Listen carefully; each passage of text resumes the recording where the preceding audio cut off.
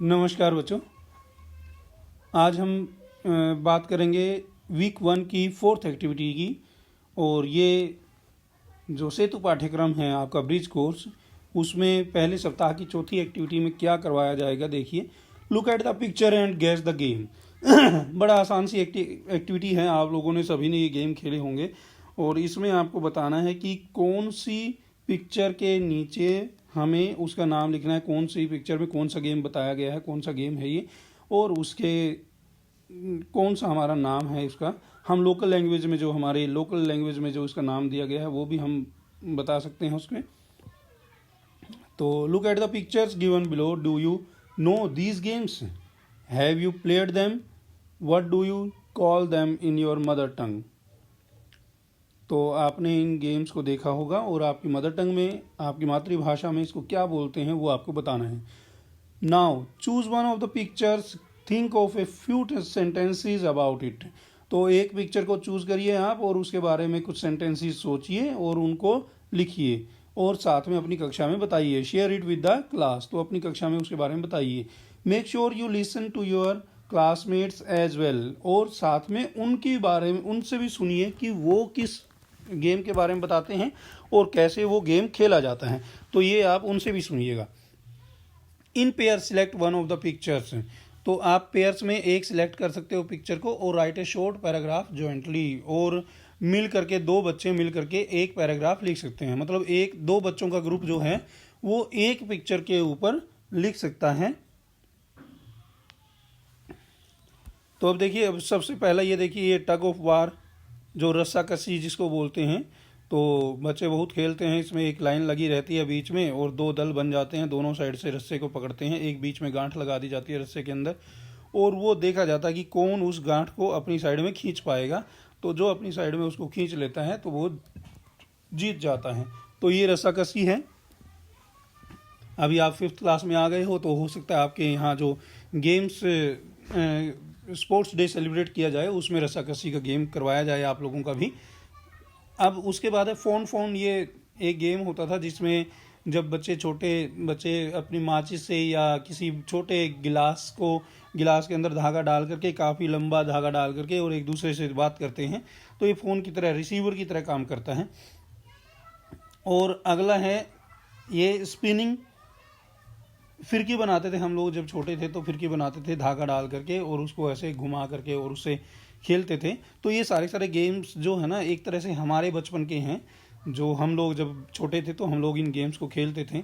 ये स्पिनिंग में हम अपने आप ही एक फिरकी बना लेते थे। जो कोका कोला या जो पेप्सी वगैरह की जो ढक्कन आते हैं उनको थोड़ा वो करके हथौड़े वगैरह से पीट करके उसको बिल्कुल लेवल में करके सीधा इक्वल कर देते थे।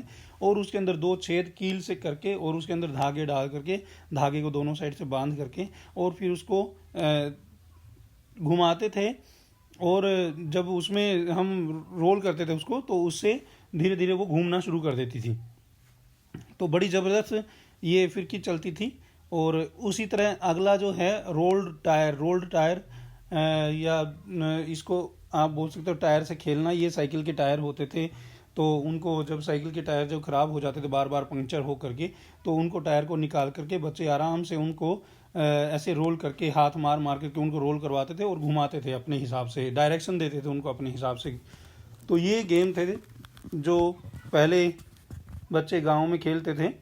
और इनके नाम अभी जो दिए हैं, टग ऑफ वार तो सभी को पता है। फोन ये एक अभी बहुत कम बच्चे खेलते होंगे इसको।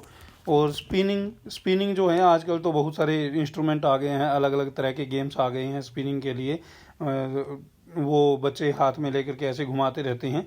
तो लेकिन हमारे टाइम में ऐसा नहीं था, तो हम लोग अपने ही खुद के खेल बनाते थे। और ये टायर वाला हो गया जो रोलिंग टायर जिसको आप बोल सकते हो।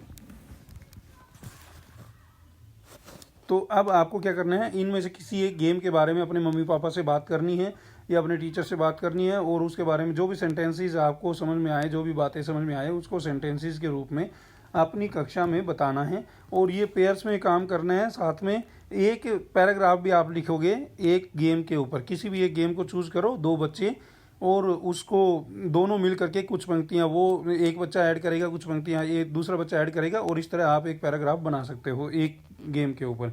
और सभी बच्चे ऐसे दो दो का पेयर बना करके अपनी कक्षा में और ऐसे इन गेम्स के ऊपर पैराग्राफ बनाएं, ताकि आप लोगों को जानकारी भी हो जाए, साथ साथ में आप लोग इन गेम्स का आनंद भी उठाइएगा। जब आपका गेम्स पीरियड हो या आपकी एक्टिविटी अगर टीचर करवाते हैं तो इन गेम्स के बारे में पूछिएगा और ये गेम्स खेलने की कोशिश भी करिए। होप स्कॉच तो ज़्यादातर बच्चे अभी भी खेलते होंगे, ये जो गेम है ये तो अभी भी खेलते हैं। और दूसरा पोशंपा ये भी खेलते हैं बच्चे। 7 स्टोन्स जिसको पिट्ठू भी बोलते थे, हमारे टाइम में बहुत खेलते थे हम लोग इसको। कपड़ों को इकट्ठा करके उसकी बॉल बनाते थे और उसको धागे से अच्छे से मैंड कर देते थे बिल्कुल बढ़िया से तसल्ली से। और फिर उसके बाद 7 पत्थर के टुकड़े जो कि ऊपर की ओर घटते आकार में होते थे, जैसे सबसे ऊपर जो होता था वो सबसे छोटा, उससे नीचे उससे बड़ा, उसके नीचे उससे बड़ा, और सबसे लास्ट वाला जो नीचे होता था पत्थर वो सबसे बड़ा होता था, ताकि वो एक इक्वल लेवल में खड़ा रहे, गिरे ना। क्योंकि सारे सारे अगर पत्थर एक समान हो जाएंगे तो वो गिर सकते हैं जल्दी। तो लेकिन जब बड़े के ऊपर छोटा रखा जाता है तो वो लेवल बना रहता है, बैलेंस बना रहता है और वो आराम से खेल सकते हैं उसके जरिए। तो ये 7 स्टोन्स होती थी। जो बच्चा एक बच्चा होता था वो उसको पिट्ठू बना करके ऐसे 7 स्टोन्स को इकट्ठा एक दूसरे के ऊपर रख करके और दूर से थोड़ी दूरी से 5-6 फीट की दूरी से वो बॉल मारता था फेंक करके। और जैसे ही वो बॉल लगती थी तो उसकी टीम के जो बच्चे हैं वो उनको दोबारा फिर से रीअरेंज करना होता था, और दूसरी जो टीम के बच्चे होते थे वो बॉल पकड़ करके उनको मारते थे। जिसको बॉल लग जाती थी वो आउट हो जाता था गेम से, वो आराम से बैठ जाता था। और इस तरह अब वो डिसाइड होता था कि अगर मान लो पहली टीम ने जिसने उसको स्टोन्स को गिराया था, अगर वो उसको रीअरेंज कर देती है तो फिर तो वो जीत गई, और अगर दूसरी टीम जो है उसके सारे खिलाड़ियों को उसको रीअरेंज करने से पहले आउट कर देती है तो वो जीत गई। तो इस तरह हार और जीत का एक ही पारी में फैसला हो जाता था। स्कीपिंग आप सभी जानते ही हैं, ये स्कीपिंग तो अभी भी बच्चे करते ही हैं। तो ये कुछ गेम्स थे जो पुराने समय में आपके मम्मी पापा ने बहुत ये गेम खेले होंगे। आप लोग बात करिएगा अपने मम्मी पापा से इनके बारे में, तो इन गेम्स के बारे में आप अपने कक्षा में भी बताएंगे, अपने मम्मी पापा से बात करेंगे और उनसे पूछ करके इन गेम्स के बारे में, और फिर अपनी कक्षा में भी बताएंगे। साथ ही पेयर्स बना करके एक एक गेम के बारे में कुछ सेंटेंसेस भी लिखेंगे। तो ये आपकी ये एक्टिविटी थी आज की। तो आप सभी इन गेम्स को भी एंजॉय करिए और इनके बारे में जानकारी भी प्राप्त करिए। आप देखिएगा कि ये जो आजकल जो बच्चे इंडोर गेम्स खेलते हैं या मोबाइल पे जो गेम खेलते हैं उनसे ज़्यादा मज़ेदार ये गेम होते थे, जिनसे बच्चे खूब मज़ा लेकर के आनंद भी करते थे। साथ में इससे सोशल इंटरेक्शन भी बढ़ता था, बच्चों के अंदर शेयरिंग की आदत बढ़ती थी और बहुत सारी वैल्यूज़ भी बच्चे सीखते थे। इन्वेंशन भी करते थे, खुद अपनी कुछ चीज़ों का निर्माण खुद वो करते थे। साथ ही साथ एक सबसे बड़ी बात क्या थी कि बच्चों को हेल्थ इश्यूज़ नहीं होते थे। बच्चे आराम से खेलते कूदते रहते थे, तो इसलिए उनको कोई हेल्थ इश्यूज़ नहीं होते थे। आंखों पे चश्मा जल्दी लग जाता है जैसे आजकल, तो ऐसा नहीं होता था, क्योंकि बच्चे गेम्स जो हैं वो आउटडोर गेम्स ज़्यादा खेलते थे, इनडोर गेम्स नहीं खेलते थे। या मोबाइल तो उस वक्त होता ही नहीं था, तो इसलिए कोई समस्या भी इतनी ज़्यादा नहीं होती थी आंखों की। चलिए, आप लोग सभी इन गेम्स को एंजॉय करिएगा। Thank you very much. पढ़ते रहो, आगे बढ़ते रहो और खूब खेलते रहो, मस्त रहो।